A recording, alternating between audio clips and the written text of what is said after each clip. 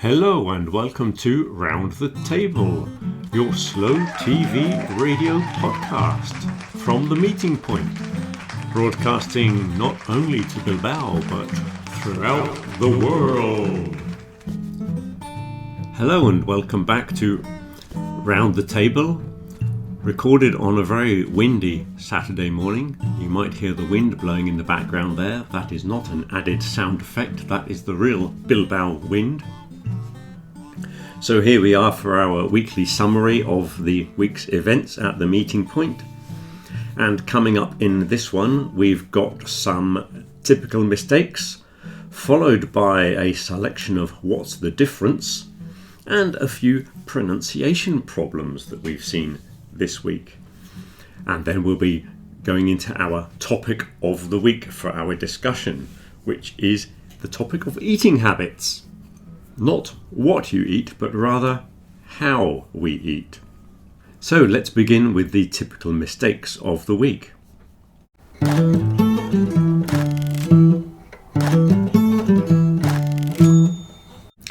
People often say they know cooking or they know swimming.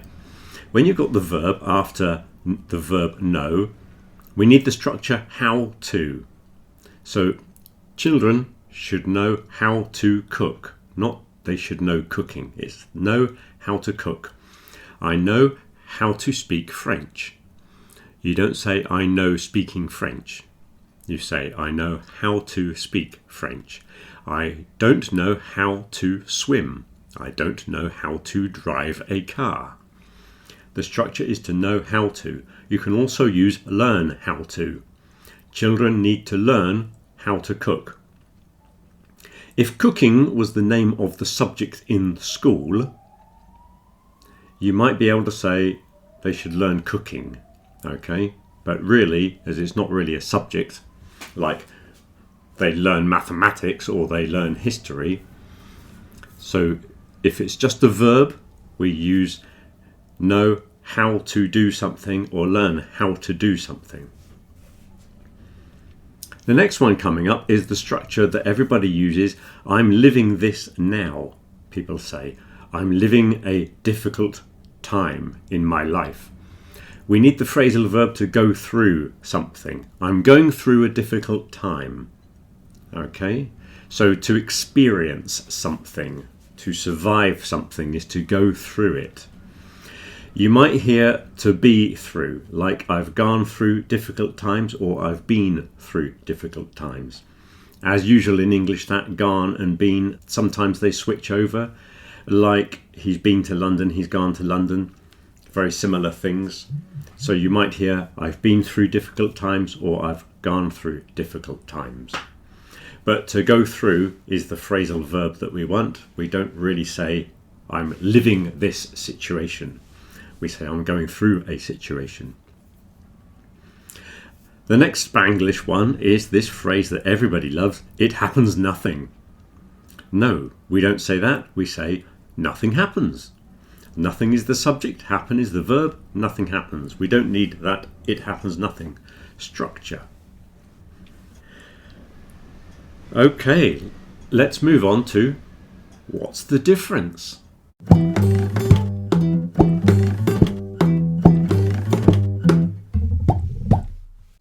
So your first what's the difference for this week, one that came up in a few different classes, was the difference between safety and security. A lot of people refer to security when they mean safety. Safety is referring to the prevention of accidents, whereas security is more to do with the prevention of crime. So the seat belt that you have in a car is sometimes called a safety belt. If you work on a building site, there are various safety procedures that you have to go through. You have a safety helmet, you have safety equipment, etc. That is to prevent accidents. If you go to a bank, there is a man in a uniform, possibly with a gun. He is called a security guard. So he is there to prevent crime. If you are catching a flight, you have to go through airport security. They put your bags through the X-ray machines to check you're not carrying a bomb. That is airport security. And then when you are on the plane, they go through the safety procedures and explain where the exits are. Okay, so safety is for accidents, security is for crime. Generally speaking, you might find one that switches over there and is not used quite in the right context, but that is a 99% rule. Here's another little threesome of words: lighting, lightning, lightning. Okay, the third one sounds very similar to the second one. Let's go through them. Lighting is the way a room is lit, the way you arrange the lights. You can have subtle lighting in your house. You also have a lighting engineer who works in a film studio. So there's someone who arranges the lights for photography or for filming reasons. They are lighting engineers. They arrange the lighting. Lightning, the second one, is what happens during a storm, as in thunder and lightning. The third one, which is often pronounced lightning because you don't really hear the E in the middle a lot of the time, that is from the verb to lighten, which is to make lighter, either in colour or in weight. Okay, so there's two lightens really, because there's light as in a light colour, and there's light as in the opposite of heavy. So if you're mixing paint and you add lots of white paint to it, it would lighten it. So if you help somebody carry something heavy, you say, let me carry that heavy bag for you. Therefore you are lightening their load. It's not a very common word, I admit, but that's the difference between the one with the E and the one without the E. Next we had a collection of words here. We were talking about assemblies, really, and then we got on to a selection of similar words. An assembly, when we're talking about a gathering of people, the only assembly I could think of was in a school. In the morning, all the students collect together in one big room in the school hall, normally because the principal of the school, the headmaster, needs to tell you some important announcement. So that, to me, is an assembly. The only other context I can think of it is the assembly point. If you have a fire in a building, sometimes as part of the fire drill, you have to assemble at a particular place. Sometimes if you go to work in an office, you might find a sign in the car park that says assembly point. So when there's a fire, you all have to go outside and gather together at a certain point so that they can check how many people are still left in the fire. Okay, so that is another use for assembly, when people are coming together. A meeting is normally used in the context of business, when you have business meetings, obviously. It's not normally used in the informal context, so normally it's going to be a business meeting. A gathering, we often use gathering when it's a family gathering in that collocation. A family gathering, when you have people around for Christmas, you meet your cousins and your uncles, that's a family gathering. A reunion is quite specific in English. A reunion is used for when you have a group of people that probably used to study together, or maybe they worked together in the past, and then they meet after 5 years or 10 years. I suppose you could have an annual reunion. But it's a group of people that don't see each other very often, and they get together for a specific meeting, maybe on an anniversary of something. I was going to say get together, then we can, of course, as in the family gathering that I mentioned before, we can also refer to it as a get together, because people get together. So they made that into a noun, a get together. The final one is rally, which you might have seen in the context of rally cars. Rally is also to bring people together. Originally it was a military thing. You would rally around the flag. You can rally the troops, is to bring the surviving troops together. We also use rally round when somebody is sick in the hospital, for example, and all the family rally round. They come around to show support. In the context of the cars, that's because in the old days, if you had a car, I suppose it was quite a rare thing, and you liked to meet other people with cars, and they would meet and look at each other's cars and talk about cars. And then the obvious thing to do would be to have a competition to see whose car was the fastest. So that's why we have rally driving now. People go racing around in the country. Originally, it only referred to the group of people coming together who were car enthusiasts, had a rally. So originally it was the gathering of the people rather than the racing, and it sort of changed its meaning. So there you go, that's assembly, meeting, gathering, reunion, rally, get together. They're all phrases, words and phrases that mean bringing people together. And that is our What's the Difference for this week. Okay, let's move on to pronunciation problems.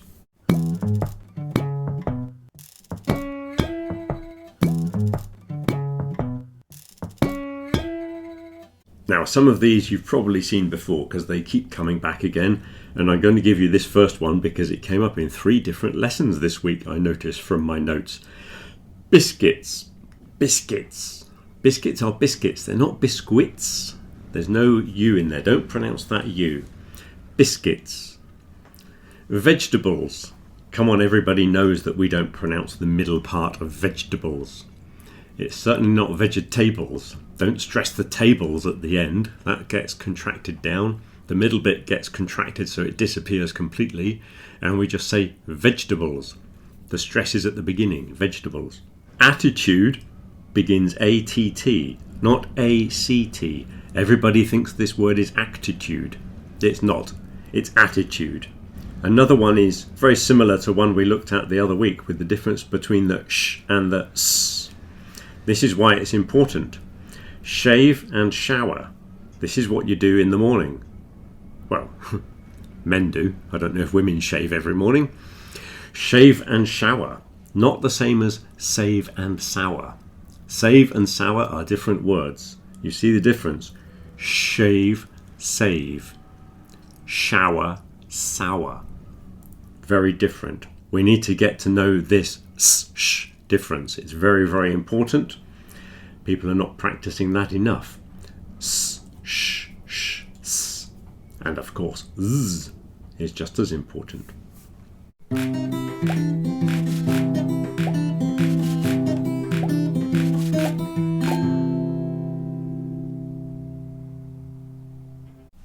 So, the topic this week has been eating habits. That is correct, yes. We've been discussing eating habits, about how people eat.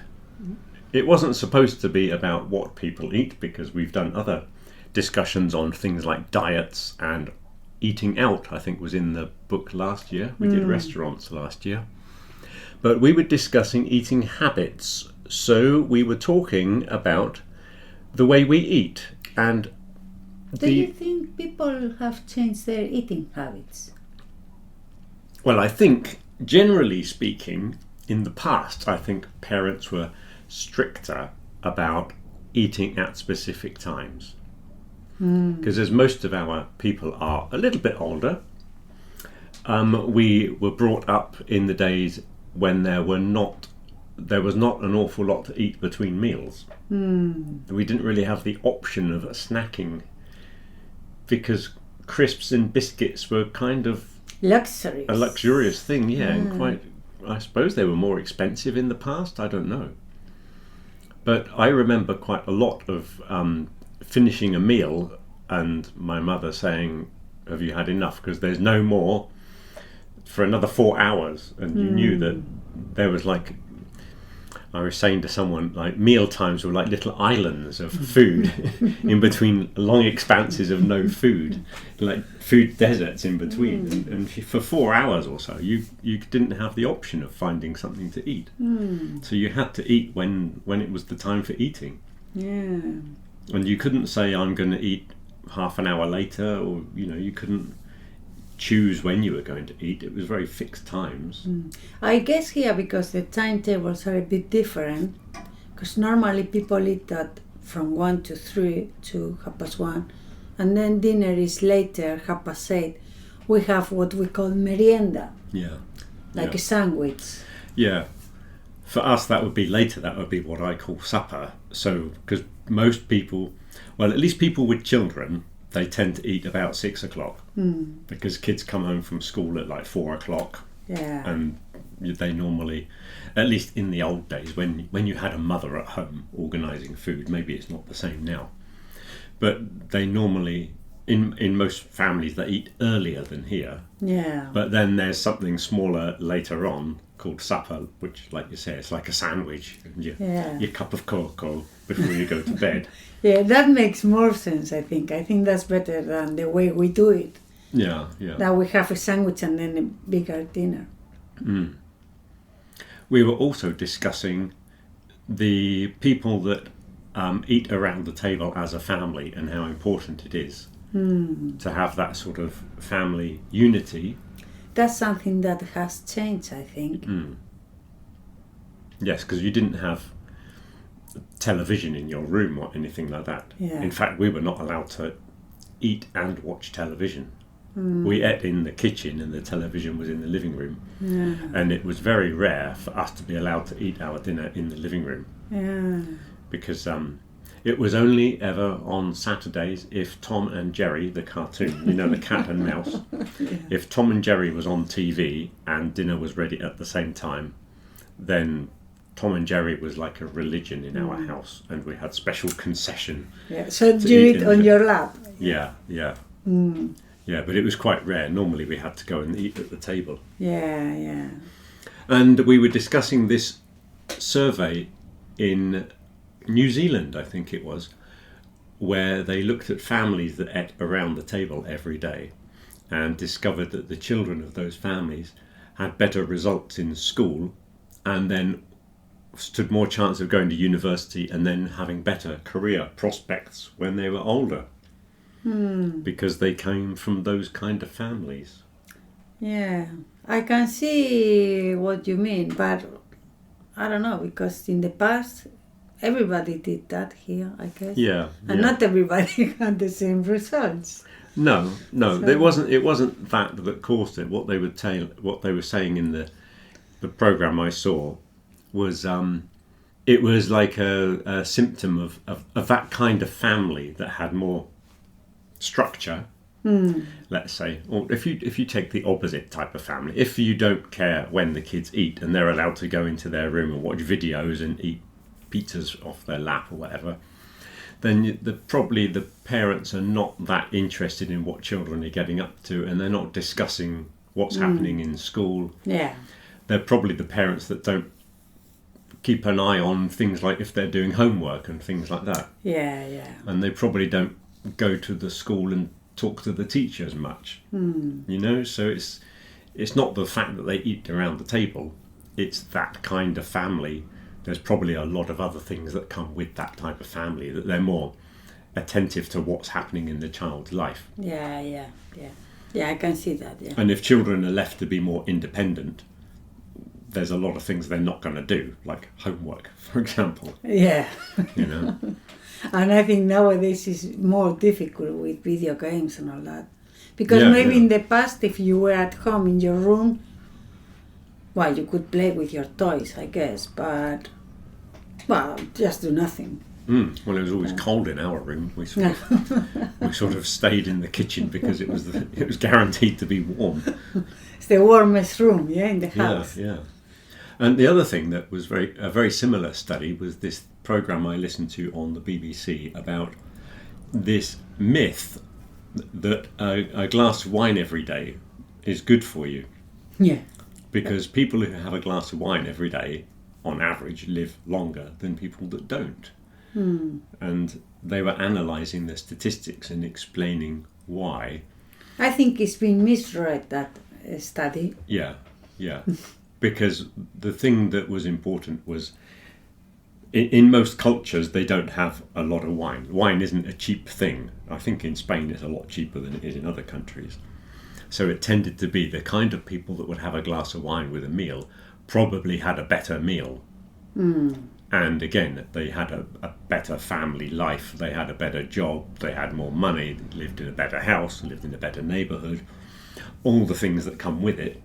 Yeah. So it's not really the glass of wine that is making them live longer, it's the kind of people that have a glass of wine live longer, Yeah. if you know what I mean. Yeah, It's not the cause of it, Yeah. it's part of the whole picture.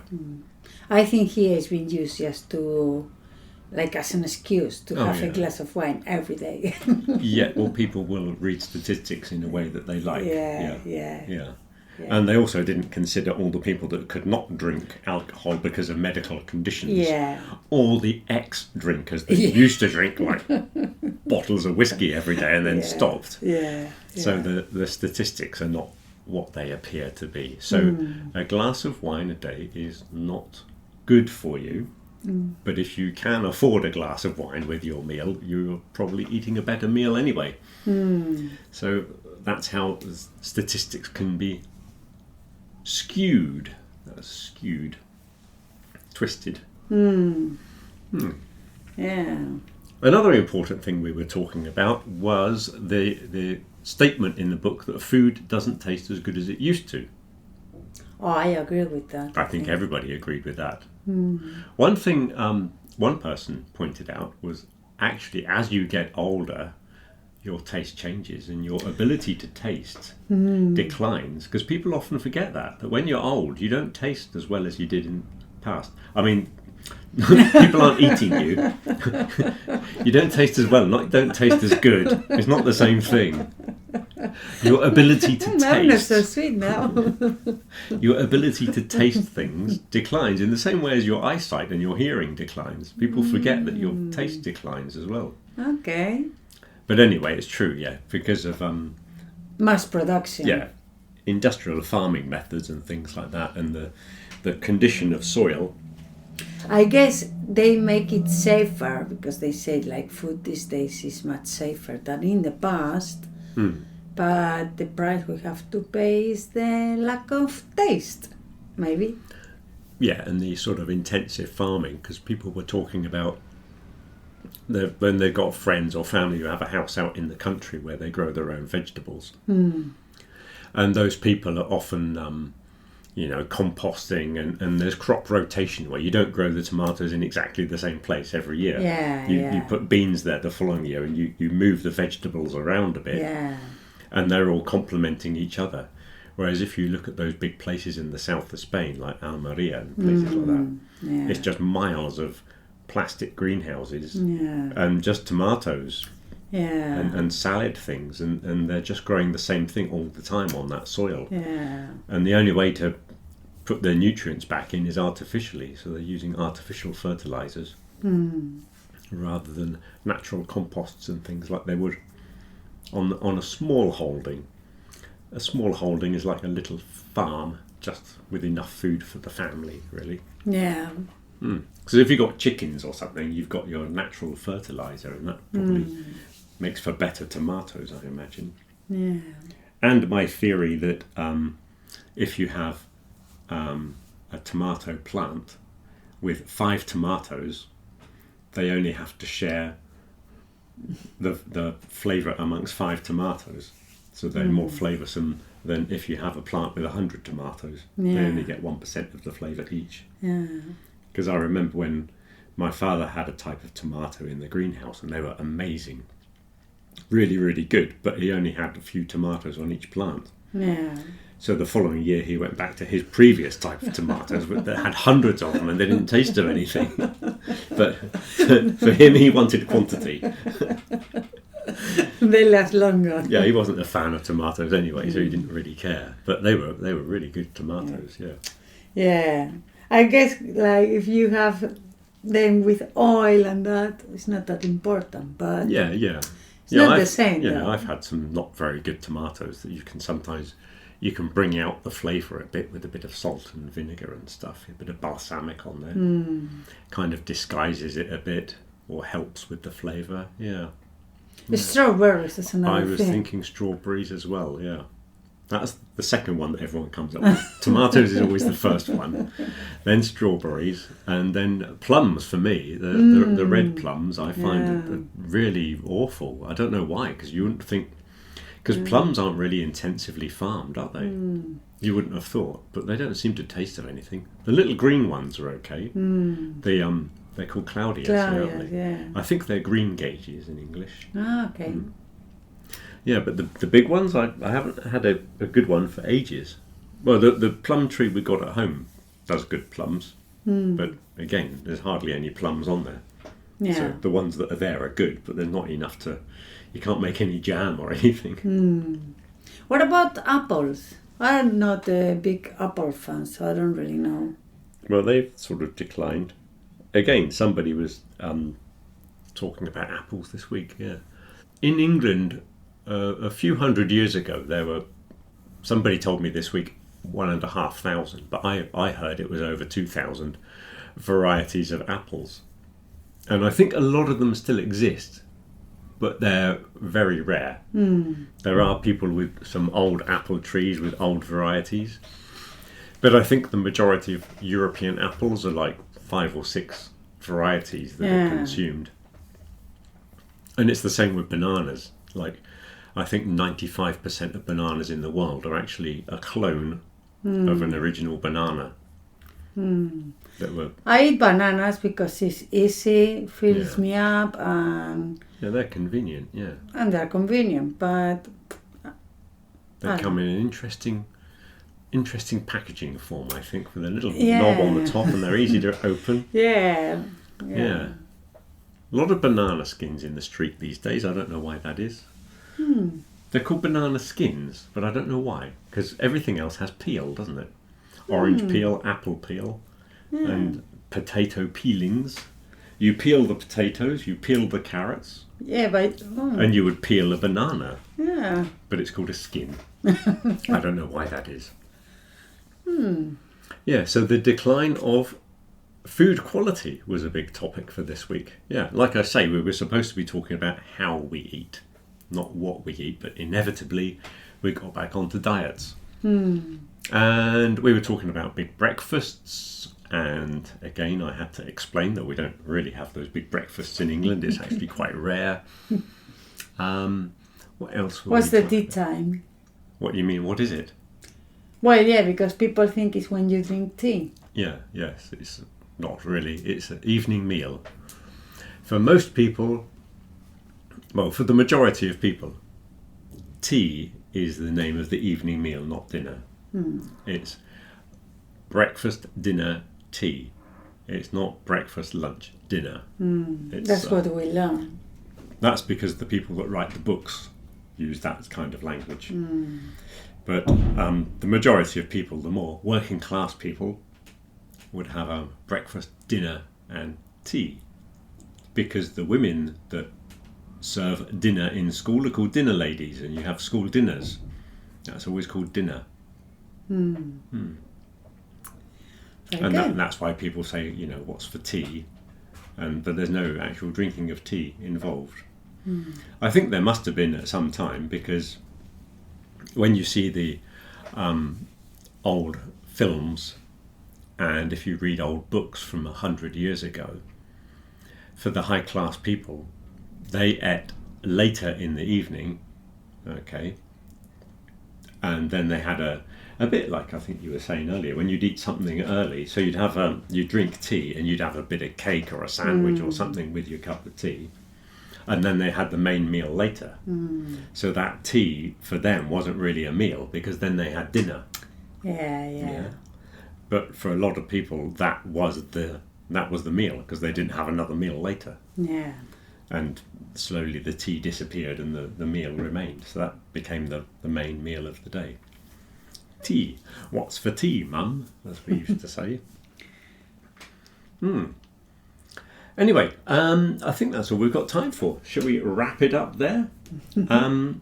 Next week, the topic is called Fear and Loathing, all about phobias and fear of heights, and why people keep pet tarantulas and strange things like that. So there's all kinds of fear and disgust as well.